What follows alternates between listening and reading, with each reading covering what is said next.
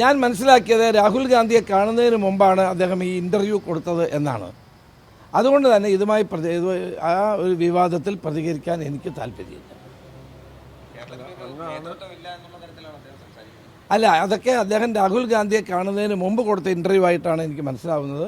ഏതായാലും അത് ഒരു വിവാദമാക്കാനോ അതുമായി ബന്ധപ്പെട്ട ഒരു വിവാദത്തിനോ ഞാൻ തയ്യാറാണ്. അന്ന് ഞാൻ KPCC പ്രസിഡന്റ് ആയിരുന്ന കാലത്ത് അത് UN നിന്ന് വിട്ടു വന്ന സന്ദർഭത്തിൽ ശരിയാണ്, ഞാൻ അദ്ദേഹത്തോട് പാർട്ടി ചേരണമെന്നും ഞാനന്ന് പാലക്കാടാണ് സജസ്റ്റ് ചെയ്തത്, പാലക്കാട് നിൽക്കണമെന്നും ഒക്കെ ഞാൻ അന്ന് അദ്ദേഹത്തോട് പറഞ്ഞെന്നുള്ളത് സത്യമാണ്. അത് ശരിയാണ്, അത് അദ്ദേഹം പറഞ്ഞ കാര്യം 100% ശരിയാണ്. ഒരു പാർട്ടിക്ക് അത് അദ്ദേഹത്തെ പോലെ ആൾ വരുന്നത് നല്ലതാണ് എന്നുള്ള വിശ്വാസത്തിൻ്റെ അടിസ്ഥാനത്തിൽ ഞാൻ അന്ന് അത് അദ്ദേഹത്തെ ക്ഷണിച്ചു എന്നുള്ളത് സത്യമാണ്.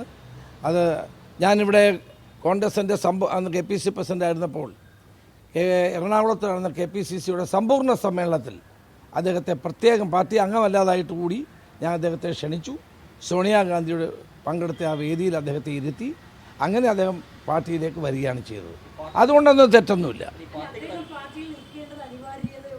അല്ല, അതുകൊണ്ടാണല്ലോ അദ്ദേഹത്തെ 4 തവണ കോൺഗ്രസ് MP ആക്കിയതും അദ്ദേഹത്തെ കേന്ദ്രമന്ത്രിയാക്കിയതും 10 വർഷമായി കോൺഗ്രസിന് കിട്ടുന്ന 4 സ്ഥിര സമിതി അംഗങ്ങളിൽ ഒരാളാക്കിയതൊക്കെ അതുകൊണ്ടല്ലേ. പക്ഷേ അദ്ദേഹവുമായി ബന്ധപ്പെട്ട ഒരു വിവാദത്തിന് ഞാൻ തയ്യാറല്ല.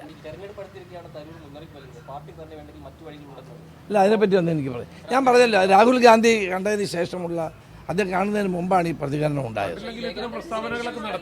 ഏതായാലും അതുമായി ബന്ധപ്പെട്ട ഒരു വിവാദം ശ്രീ ശശി തരൂരുമായി ബന്ധപ്പെട്ട ഒരു വിവാദത്തിൽ ഞാൻ പ്രതികരിക്കുന്നില്ല. ഒറ്റൊരു ചോദ്യം രമേശ് ജി, അതായത് രമേശ് ജി തന്നെ പറഞ്ഞു ഈ രാഹുൽ ഗാന്ധിയുമായിട്ട് കൂടിക്കാഴ്ച നടത്തിയതിന് മുൻപായിരുന്നു എന്നുള്ളത്.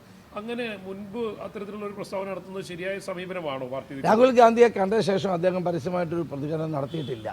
അതാണ് കാണുന്നത്.